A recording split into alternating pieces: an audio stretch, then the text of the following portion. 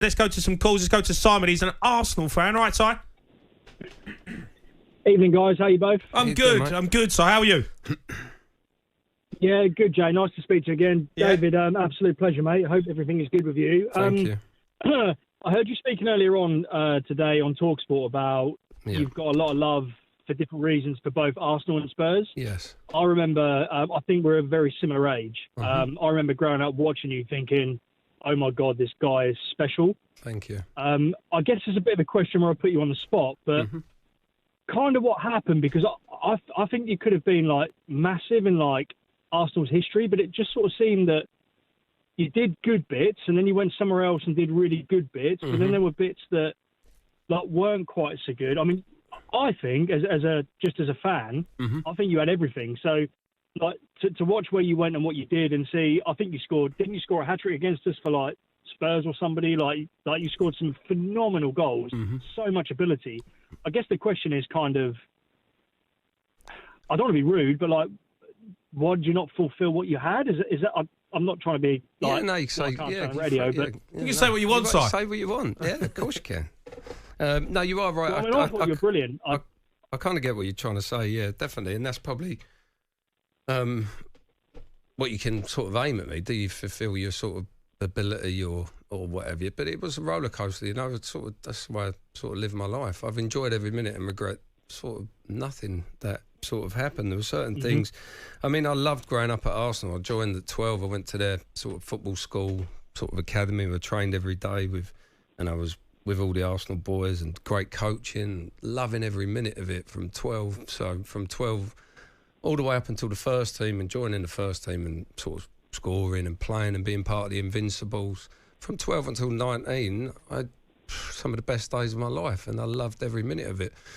So to fulfil it as an individual, you're probably right, you know, and that did happen at times throughout my career, you know. Why Arsenal though? Was it just because you was part of that Invincible team? Yeah. You were a young lad.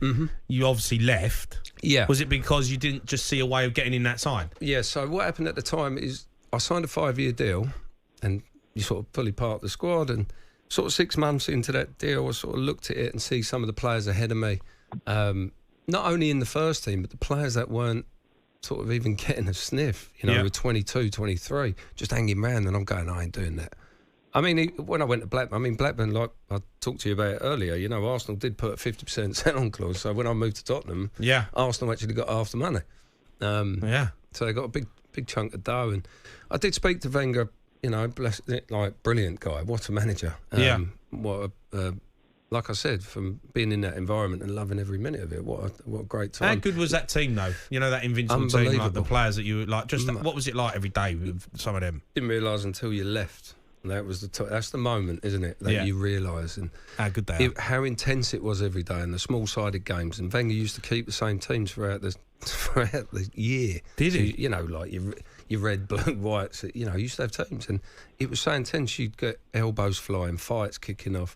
You know, the intensity and the aggression that they played at was unbelievable. And Arsenal Football Club is a brilliant football club. The way they do things and the way they were, like for what they were doing with the youth team at the time, you know, Liam Brady, David Court, and what they were doing with the young players, recruiting all around the world, the best players. It was an absolute privilege, and it was an honour to be part of that.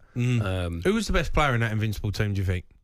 For me, it was, I say Bergkamp's he was the player that I loved as and just wanted to be, because I used to play his position, and I used to try and emulate him every weekend for the youth team. That's who I tried to be, Chip. And the goal I scored in the clock end against Middlesbrough, one of the goals that I scored for Arsenal, I recreated his goal where I moved it and chipped it. Yeah, I remember, absolutely loved it. And what a moment that was. And that was the days, that game, it was one of the best moments of my life and career, because after that game, it was no ideas, no social media, none of that stuff going on. No. And I just got my I got these sort of little headphones that you give me.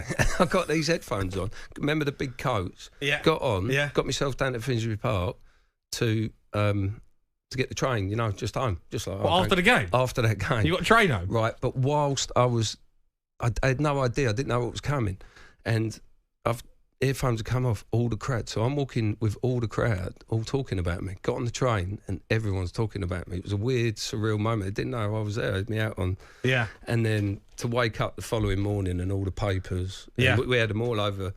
You know how you do. You well, love back it. in the day, it was a big thing, wasn't it? Yeah. So I wasn't conscious of what was coming. I think people, lads now know what's coming. Don't you? You sort of do well. You kind of know what's coming. But yeah, what a moment and what a football club and what a privilege it was to.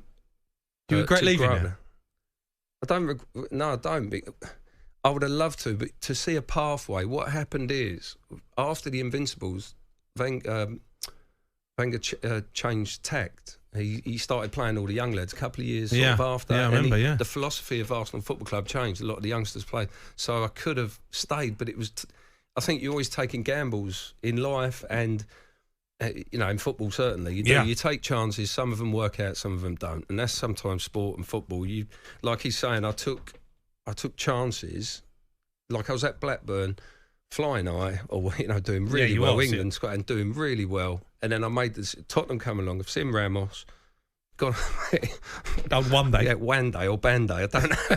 But bless him. And he'd do so well at Seville. No, actually, it's a bit disrespectful because he was done so well at Seville, bless him. But, and I thought Tottenham were building this great stadium and great training ground. It was all getting so I thought, I've got to be part of that. Yeah. That looks like the new Wenger. That looks like the style of play that will suit. I'm going to go there. And I went there, didn't really work, individually didn't work out, but we qualified for the Champions League. I had moments there that I'll never forget, and I enjoyed every minute of it, and don't regret it.